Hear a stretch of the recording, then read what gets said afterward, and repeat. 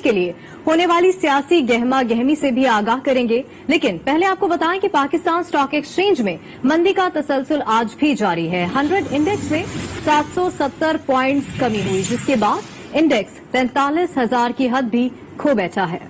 इस वक्त आपको अपडेट कर रहे हैं पाकिस्तान स्टॉक एक्सचेंज, जहां मुसलसल इस हफ्ते हमने देखा कि एक डाउन साइड प्रेशर देखा जा रहा है। 100 इंडेक्स में 770 पॉइंट्स की कमी आज भी अब तक देखी गई, जिसके बाद इंडेक्स 43,000 की हद भी खो बैठा। 100 इंडेक्स 42,900 पर आ गया।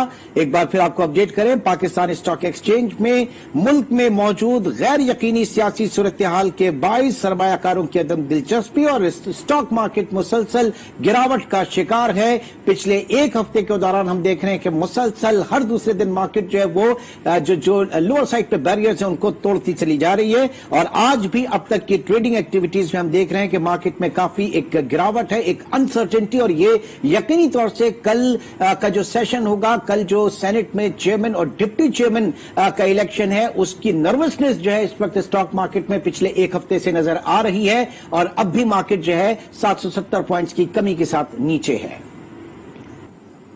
आगे बढ़ते हैं और आपको बताएं कि पाकिस्तान इंटरनेशनल एयरलाइन में मुलाजमीन के लिए रजाकाराना रिटायरमेंट स्कीम का आगाज कर दिया गया और इस सिलसिले में 100 से जायद मुलाजमीन को अदायगियां भी कर दी गई हैं।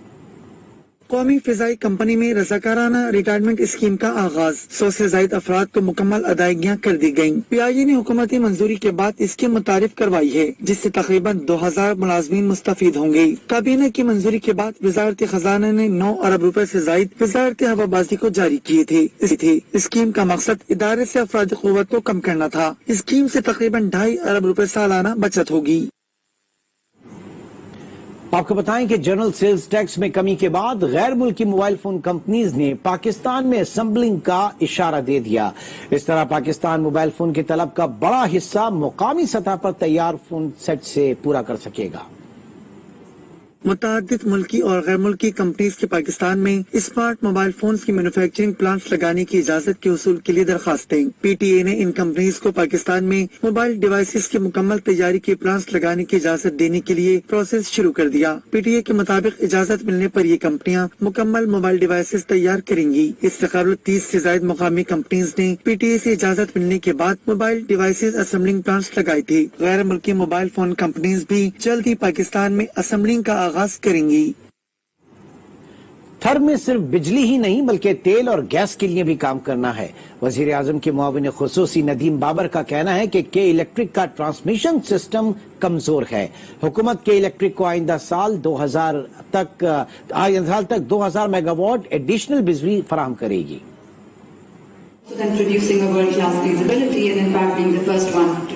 कराची में policy for work, coal to gas and liquid engineering projects के एडवांस से कॉन्फ्रेंस। वजीर आजम के मामले खुसूसी नदीम बाबर का खिताब। कहा, थर में कोयले से बिजली की पैदावार 70% तक पहुंच गई है। बिजली की पैदावार और फराहमी के लिए मजीद इकदाम कर रहे हैं।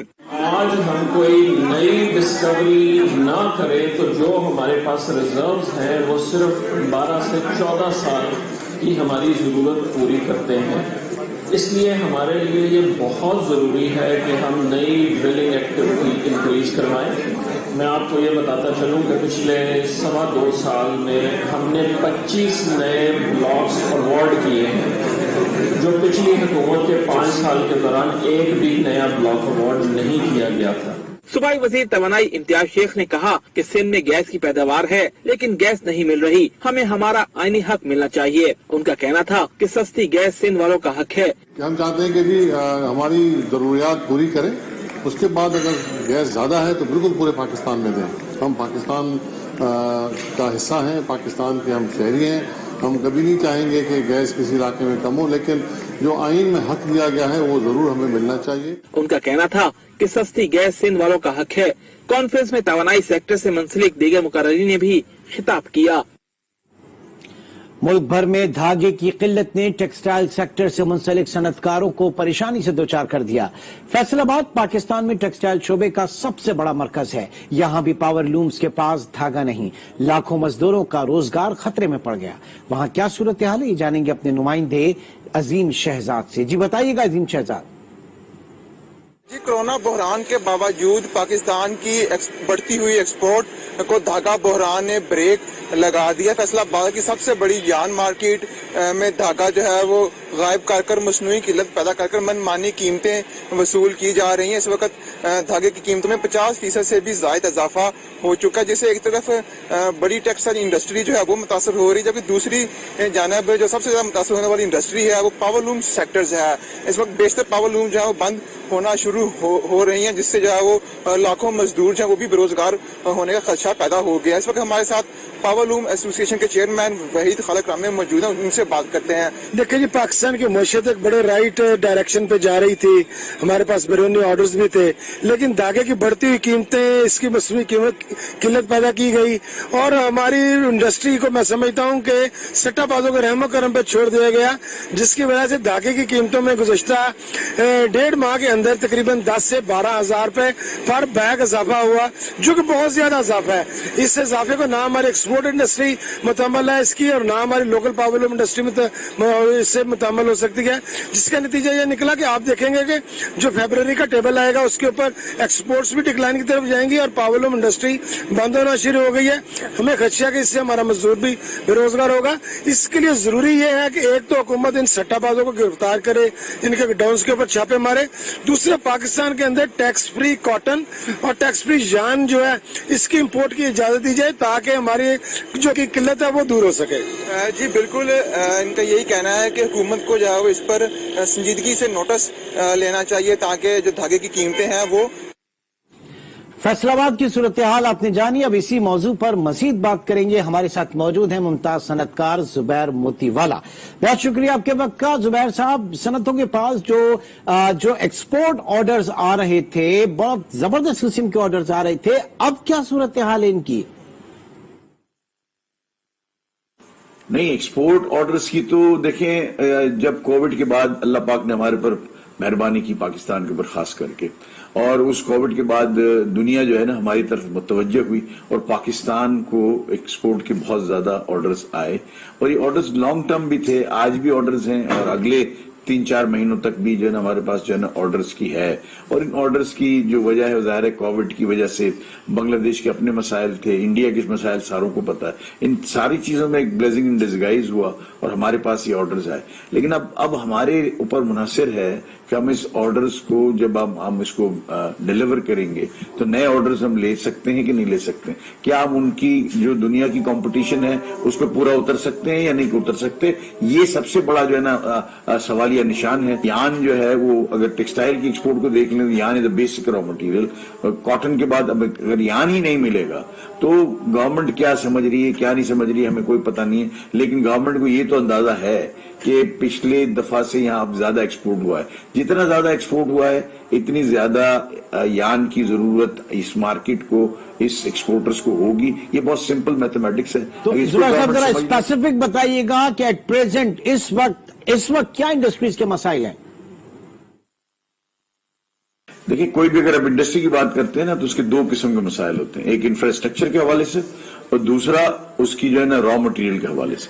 اس وقت انڈسٹری جو ہے وہ دونوں مسائل کا بہت زیادہ شکار ہے. یعنی اس کے اندر اتنا زیادہ پرابلم ہے کوئی حساب ہی نہیں. اگر آپ گیس کو دیکھتے ہیں تو گیس کی اویلیبلٹی، اس کا پریشر نہیں ہے، اس کے ٹیرف کا پرابلم ہے، وہ جو فیبرری تک کا کیا تھا. ٹیکسٹائل سیکٹر کو دیکھیں تو وہ اپنا ایک الگ اس پہ پرابلم ہے. الیکٹریسٹی کو دیکھیں تو فلکچویشنز ہیں، لوڈ شیڈنگز ہیں، وہ سارے پرابلم اپنی جگہ پہ ہیں. اوور بلنگ ہے. پرانے جو ہم آج آ کے ہمارے پاس زیرو ریٹ سیکٹرز والے شور کر رہے ہوتے ہیں کہ ہم کو جو پریولیج گورنمنٹ نے دی وہ ہمیں کہیں نہیں دے رہا.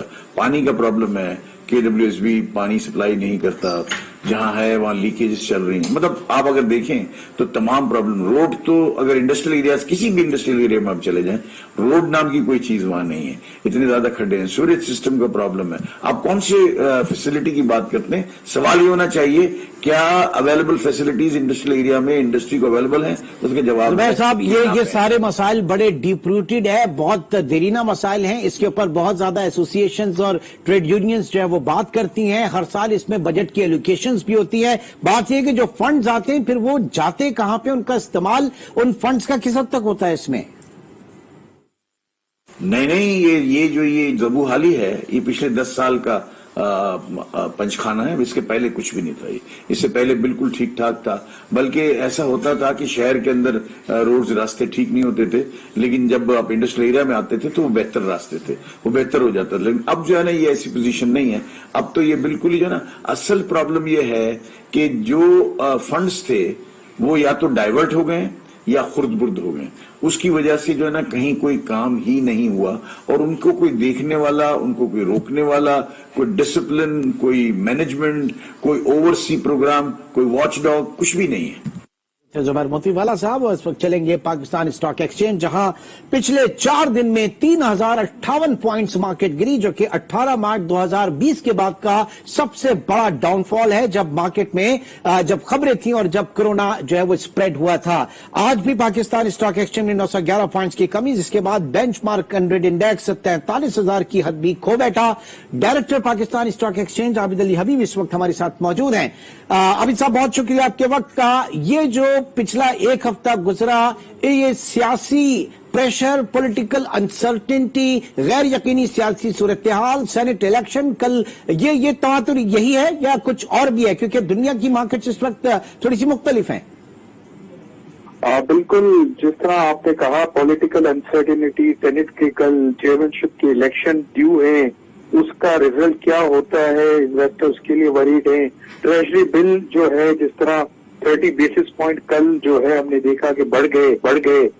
तो एक स्टेट बैंक ने जो फॉरवर्ड गाइडेंस जो दी थी, जो इंडिकेशन था कि डिस्काउंट रेट जो है वो बहुत जल्द नहीं बढ़ेंगे और मिड टर्म तक जो है, मिड ईयर तक जो है वो चीजें नहीं होंगी। लेकिन ऐसा लगता है इन्फ्लेशन भी बढ़ता हुआ नजर आ रहा है। जो आपकी ट्रेजरी बिल की जो 30 बेसिस पॉइंट और तकरीबन कोई 15 दिन में 200 बेसिस पॉइंट बढ़ जाना, ये इंडिकेट कर रहा है कि डिस्काउंट रेट और इन्फ्लेशन के बढ़ने की वजह से मार्केट में थोड़ा सा डिस्टर्बेंस है।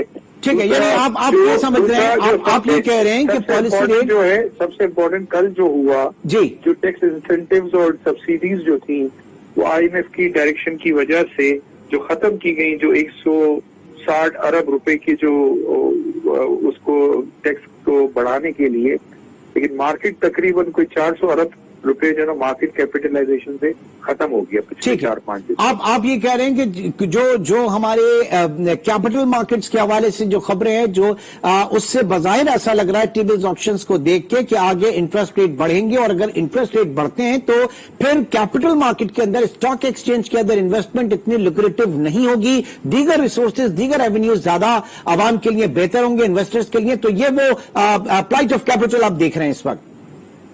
देखें इमरान, कल 30 बेसिस पॉइंट का बढ़ना और पिछले 2 हफ्ते में 200 बेसिस पॉइंट का ट्रेजरी बिल में बढ़ना इंडिकेट कर रहा है कि अब फिक्स्ड इनकम में रिटर्न्स बेहतर होंगे। और इक्विटी मार्केट जो थोड़ा रिस्की बिजनेस होता है, कि जितने भी हमारे म्यूचुअल फंड्स हैं वो अपनी पोजीशन जो है ना अपने आप को रीपोजिशन करते हैं, तो ये चीज जो है मार्केट के लिए थोड़ा सा नेगेटिव हो जाती है। ठीक है जी, बहुत शुक्रिया। आबिद अली हबीब इस वक्त हमारे साथ मौजूद थे, डायरेक्टर पाकिस्तान स्टॉक एक्सचेंज। और आगे की मार्केट को, फ्यूचर मार्केट और मार्केट में आगे आने वाले दिनों को प्रिडिक्ट करते हुए, मार्केट में थोड़ी सी एक नर्वसनेस है, एक गैर यकीनी सूरत हाल है। बहुत शुक्रिया आपका।